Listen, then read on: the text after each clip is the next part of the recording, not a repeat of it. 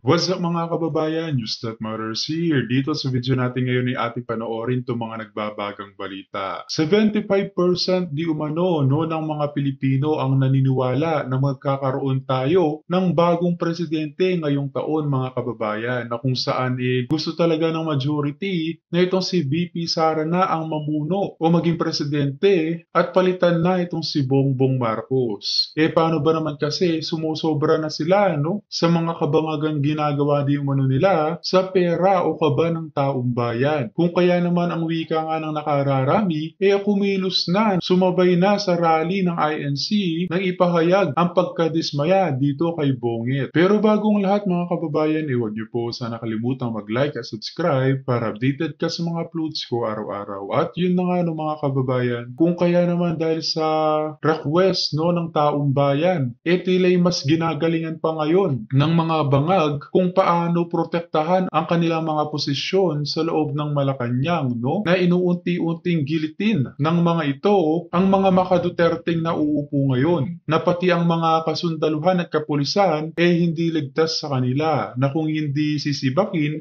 babayaran na lamang upang umanib di umano sa kanilang mga kabangagan. Hay nako, kung kaya naman hindi ko na patatagalin pa, ito na ang buong video. Ano pong pag-uusapan natin ngayon? Well, nung huling Spokes Away natin, ay nagkaroon tayo ng statistical prediction na 75% ay may posibilidad talaga na magkaroon tayo ng bagong presidente itong bagong taon ng 2025.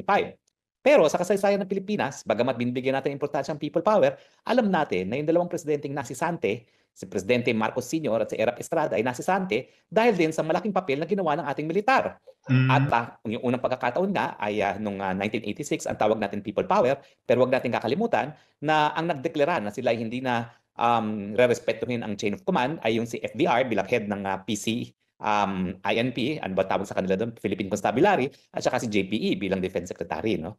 At nung panahon naman ni ERAP, ang mga bumitiw at hindi na kumilala sa chain of command ay si Angie Reyes na Chief of Staff at saka si Oli Mercado na Secretary of Defense din.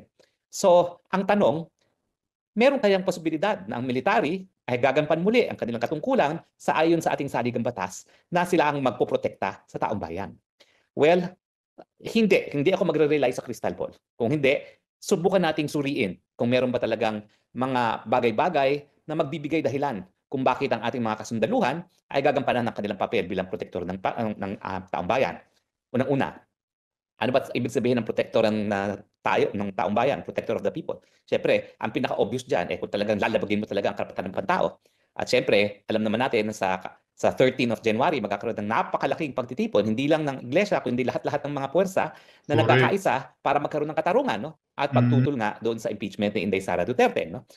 So sa tingin ko, ang pinakamadali na magkaroon ng papel muli ang ating militar kapag gagawa ng paraan ng administrasyon na hindi matuloy o guluhin yung mga rally na yan. So, ingat po kayo. Ang prediction ko po ay makagagawa sila ng mga hakbang para wag matuloy yung rally na yan. Kasi alam naman natin sa mulat mula, kasama sa kanilang script ay dapat matanggal ang Inday Sara bilang Vice President. Kung ang taong bayan sa dalawang venues, sa Liwasan at sa Luneta, sa Metro Manila at 8 pang venues all over the Philippines, ay magpapahiwatig na tutuloy sila sa impeachment, hindi nila magagawa yon.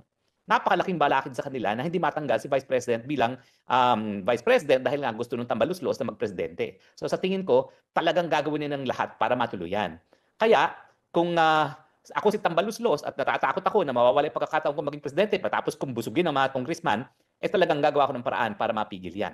At nandiyan yung posibilidad na habang nagpupulong ngayon ang National Security Council, no, na tinanggal ang Vice Presidente at ang dating mga presidente bilang miyembro, dati po kasi yan, sa National Security Council, kasama ang Vice President, kasama ang mga dating presidente. Pati po nung panahon ni President Duterte, no? Si Leni Robredo umupo bilang miyembro ng National Security Council kasi National Security Council naman talaga dapat, walang politika-politika dyan. No? Pero ngayon, tinanggal nila, obviously, ang kadahilanan, ayaw nilang maupo ron si VP Sara at ang kanyang aliado na si GMA na isang dating presidente. So anong gusto na lang gawin? Na kung may mangyari man kay Bonget, si Tambalos ang pumalit at hindi si VP Sara. Now, bakit nila hindi pa uupuin doon?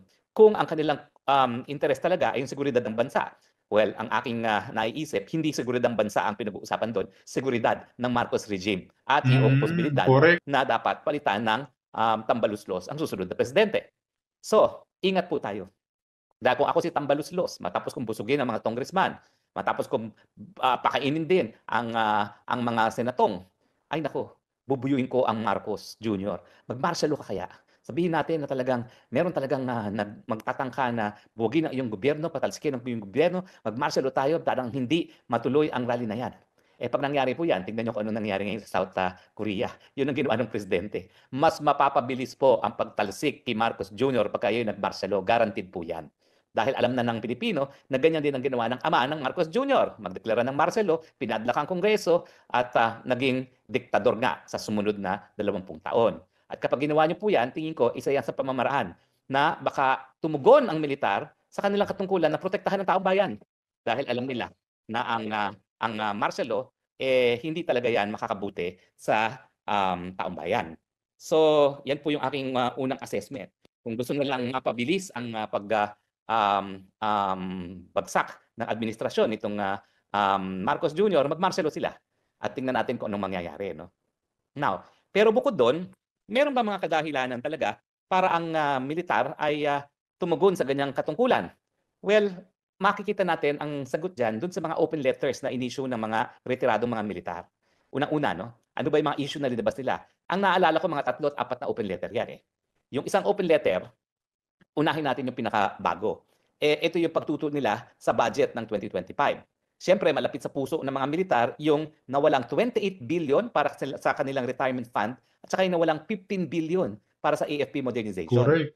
Now, nakasaad yan sa kanilang liham. Pero hindi nila sinad sa liham nila ay yung katotohanan na dyan ngayon sa mga congressman, abay nagsanib puwersa na yung mga komunista, terorista na kalaban ng sumbong sandatahan. Alam niyo, Pilipinas, nasa Guinness Book of World Record tayo. Pinakamahabang labanan no, sa panig ng isang gobyerno at isang insurgency. Yun nga yung NPA. No? At ang number 1 talagang nakakasakit sa ating militar ngayon, hindi na bali yung mawawala yung kanilang pensyon, hindi na bali yung hindi na naman sila magkakaroon ng mga modernong mga kagamitan para gamitin sa mga kalaban ng gobyerno, pero makita na yung mga kalaban nila, mga komunista, terorista, ay ngayon kakampi ng Tambaluslos at ng Marcos administration. Mantakin mo nga naman, no? Inaalay ng buhay ng mga kasundaluhan. Ang buhay nila talagang tinayanan nila. Pagpasok nila sa hukbong sandatahan, isang paas nila nandun na sa libingan.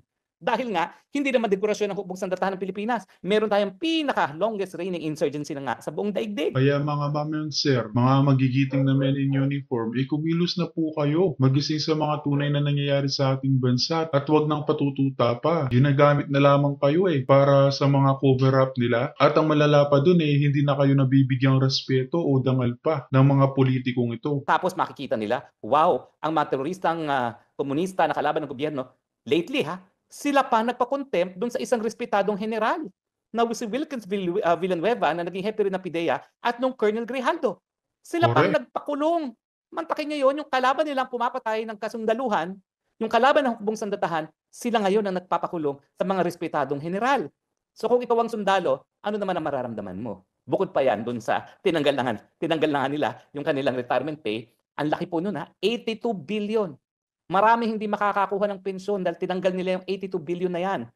At siyempre, yung 15 billion. So, ibig sabihin, tutubin na naman ang gagamitin natin laban sa ating mga kalaban na teroristang komunista. Okay, yan yung pinaka-maaga o pinaka-latest na kanilang open letter. Pero bukod pa dyan, meron din sila nagkaroon ng open letter, no? Na laban naman doon sa chief of staff nila.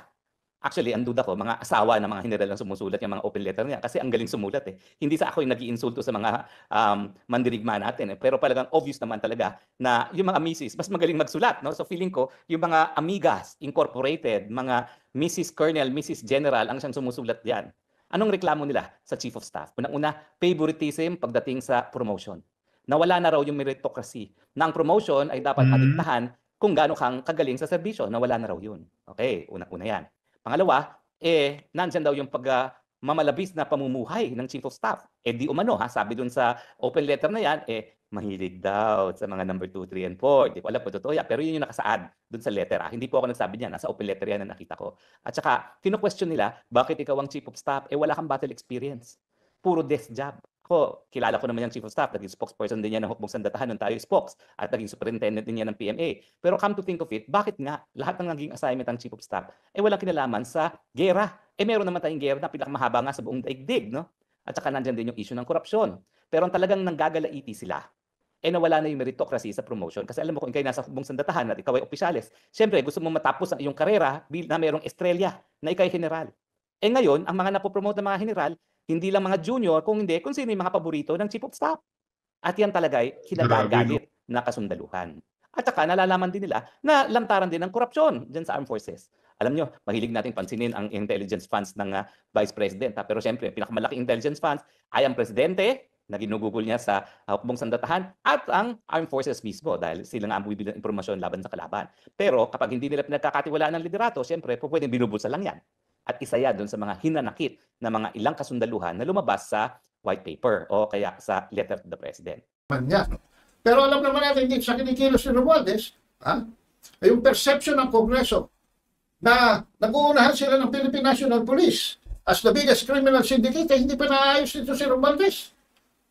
At merong alleged allegations ng misuse of taxpayers' money at mga luxury purchases ng mga kongresista mismo na mukhang nagkamudmuda ng pera kaya binibili nila ng magagandang relo, handbag, kotse, at kung ano-ano pa mga accessories sa katawan nila. Kaya pumapalat ang retired and some active military officers. Pero saan ito dinala ni Romualdez? Ano ang parang isinagot ni Romualdez sa kanila na matatawag ko ngayon na middle finger? Hindi ko lang magawa dito dahil bawal yan sa social media. But you know, paano nag-stick ng middle finger si Romualdez sa kanila? Or Kaleji, ano masasabi mo dito? Itong junior, junior din ito ng senior na si Bronner. Malayo din ito sa tatay niya. Sa panahon ng ang tatay niya ay sa Marine Commander. Mataas ang respeto ng mga military marine sa kanila. Pero kita mo itong junior, like our junior ngayon, na talaga naman hindi nagpapatakbo ng gobyerno. Ang nagpapatakbo yung asawa at saka si Tabaloslos. At saka may, yung sa video na napanood natin, hindi lang nasabi dyan, pero may nagsasabi na pagkatapos yan, nag-blow out pa sila sa Boracay. Para, siguro. Dine and wine. Yes. Ang mga colonels and military generals. At bigyan ng sarili nilang duffel bags. Yes. Nagkaayos na. Pero sumasaltik ang kalooban ni Eric Celis. Sabi natin, this is an outright political bribery, political corruption being scandalously perpetrated among the professional branch. Nalabas pa naman si Browner. Tama. Nalabas pa naman si Browner na statement na we are professional. Yes. Professional. Men and women of our armed forces of the Philippines by this morally bankrupt and abusive politicians, sabi ni Kayanik, lurking in Congress. But the increase in daily substance allowance of our soldiers is important and very necessary. However, it needs to be emphasized also that such fund support come from taxpayers' money, from the blood and sweat of hard-earned money of the Filipino people, and these are not personal funds or personal private wealth of these rotten politicians who are playing and acting like gods and kings in our country. Ano masasabi mo dito? Parang siya ng bida. Parang tinapahan niya ang mukha ni Dimucho Doro dito, yung boss niya. Yung presidente nga Commander-in-Chief. Sigibo pa. Sila na ni Martin ang nagdidiling dito. Anong signal na binibigay nito sa mga retired armed forces of the Philippines? Ang ibig lang sabihin yan, may optics na pinakita. Madali kayong kausapin. Pera lang din pala ang tatapat nyo. Ibig sabihin, pera-pera lang ba lahat ang mangyayari dito sa bansang ito? Una, ang request, hiling ng Vice Pangulo, request, yung notarized meeting, result, minutes of meeting ng NSC mula nung umupo ang administrasyong ito. I am not sure, but sa aking alala, wala akong matandaanan na okasyon o balita na nag-convene ang National Security Council mula nung umupo ang administrasyong ito. Correct me if I'm wrong. Wala pang meeting, yung formal meeting ng National Security Council. Kaya nagtatanong si BP Sara, bakit hindi ako nakakatanggap ng notice of meeting? Ang maalala ko lang, nung kainitan pa sa West Philippine Sea, nung hindi pinapayagan ng China ang ating mga Coast Guard vessels para mag-resupply sa ating mga sundalo sa BRP Sierra Madre, lalo na nung naputulan na ng daliri ang isa sa ating mga sundalo, tapos na agawan tayo ng armas, yun lang maalala ko na mayroon nang nag-recommend na dapat i-convene na ng Pangulong Marcos Jr. ang National Security Council. But I am not sure kung natuloy. Correct me if I'm wrong. Kasi ang alam ko yan na mga nung nagkaroon ng Marawi Siege noong 2017, maalala ko, ang Pangulong Duterte nag-convene siya ng National Security Council. Correct. Tinawag niya ang mga former presidents. At nandun si VP Leni. May nakita kong poste. I don't know sinong nag-post, either si Jun Abines or si E.B. Hugalbot. Hindi. Na-share lang. Si VP Leni mismo, ipinost niya noon yung pag-attend niya ng National Security Council meeting. Okay? So, from the post of VP Leni, isinare ng ibang social media influencers. Kaya nakita ko yung post na yon na nandun talaga. Magkatabi ang Pangulong Duterte at ang VP Leni. So, kahit magka-away sila sa politika, kasi binabatikos ni VP Leni ang mga ginagawa ni Pangulong Duterte, kailangan Pangulong Duterte, that's normal. Hindi niya tinanggal ang VP Leni. Yun nga, may mga panawagan noon, mga kongresista, na loyal pa, diehard pa kay President Duterte. Nung binabatikos na ni VP Leni ang administrasyon ni Duterte, PRRD, yung yung initiative noon na gusto na nilang i-impeach si VP Leni. But very decisive ang Pangulong Duterte. Sabi niya, no way! Correct. Let her finish her term. Binotohan siya ng taong bayan. Buti pa nga nung panahon ni PRRD Kahit na magkalabang kampo, hindi nagbabangayan pagdating sa kapanyarihan, no? Na dahil sa ang isa swapang na paa-under ng impluensya ng pulburon, takusa, at may mga nakapaligid elitistang kaibigan, ayan, tinutodas ngayon ang kapwa leader na Vice Presidente na si Sara Duterte. At ang masakla pa dun playing safe pa siya, no? Mahilig magdrama. Nakala mo kung sinong malinis, pero isa sa mga nagbabalak ng masama di umano. Dapat tapusin niya yung kanyang termino. Very clear. May mga video yan ngayon na inire-replay na lang, inire-repost. So, ganun po ang Pangulong Duterte. Sport lang siya. hindi naprapraning. So, panahon ni PRRD na convene ang National Security Council. Kasi nga, may mga kaguluhan. Basta I believe yung pag-declare ata ng martial law, basta nauna yung Marawi Siege. Grabing yun, very threatening sa gobyerno yung nangyari sa Iraq and Syria, yung ng ISIS, ilang taon, 5 years na nagulo ang buhay ng mga tao sa Iraq and Syria dahil sa ISIS. Kaya nung na pumutok ang Marawi Siege, ISIS motivated dito, ISIS funded, ISIS supported. Delikado. Pag mahina ang leader natin noon, pag ang presidente noon, kagaya nitong presidente ngayon, I don't know ano nang nangyari sa atin. Anyway, balik tayo sa national security. Importante ang national security. Importante yung wisdom ng mga dating Pangulo. Okay, may nakita kong post. Erap, ilang taon siya? 2 years na nagpresidente si Pangulong Erap. PFGMA, 9 years na nagpresidente. PRRD, 6 years. So, ilang years yun? 17 years of experience. Alam mo, anong kasabihan? Experience is the best teacher. Correct. So, napaka-importante ang maibibigay, maiaambag na wisdom, experience ng former president sa National Security Council. Bakit tinanggal? Yan ang tanong. Napakalaking tanong ngayon. Bakit tinanggal ang mga former presidents? Tapos ito, sitting vice president, constitutional successor.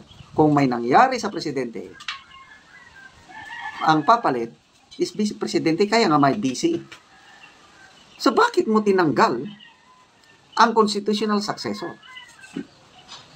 Kung hindi siya ma-brief, ma-apply sa national security, paano niya magagampanan yung kanyang tungkulin kung sakaling may mangyari sa presidente? Yun ang tanong. Kaya, Halata talaga ng mga kababayan, naghahaman sa kapangyarihan itong mga bangag at ang mga ginagawa nila kay VP Sara ay isang pamumulitika. isa sa panawagan ni VP Sara sa kanyang statement na narinig natin kanina, pinagpapaliwanag niya ang National Security Council in writing within 24 hours bakit siya tinanggal as member ng National Security Council. So, ano sa tingin nyo? Magpapaliwanag ba ang NSC sa Vice Presidente dahil natanggal na siya? Sana magpaliwanag. Kaya lang, ang nagpaliwanag si Executive Secretary Bersamin. Anong paliwanag niya? Not relevant daw ang Vice Pangulo sa national security. Yung responsibilidad ng Vice Pangulo hindi daw kailangan. Kaya nga not relevant. Agree ba kayo doon na hindi na kailangan ang Vice Presidente sa National Security Council? Kung si General De Leon ba, Orlando De Leon, ang may post siya eh. Sabi niya, O anong gustong gawin ni Bonget sa mga pinagtatanggal niya na gusto niya may uupo na naman siya sa mga elitistang kaibigan niya sa loob ng Malacanang. don't panic, sabi niya sa post ni General De Leon. Kasi ang Pangulo, hindi nga siya marunong mag-preside ng disaster meeting. Anong gagawin natin? Di ba? Mayroong viral video niya. Nag-preside siya ng disaster meeting. Anong gagawin yung bagyo sa Bicol? Nagtatanong, anong gagawin natin? So, don't worry. Hindi nga siya makapag-preside. How much more? Kaya sabi ni General De Leon sa kanyang post, the National Insecurity Meeting is born. So, according to General De Leon is naprapraning o natatakot lang ang Pangulo na pag i-convene niya ang National Security Council, nandun nakikinig ang Vice Pangulo na nagmamasid o kumikilatis sa patakbo ng usapin sa National Security Meeting. Kaya, ulitin ko, yung sabi ni General De Leon, the National Insecurity Council is born. So, hintayin natin ang paliwanag ng National Security Council sa hinihiling ni VP Sara.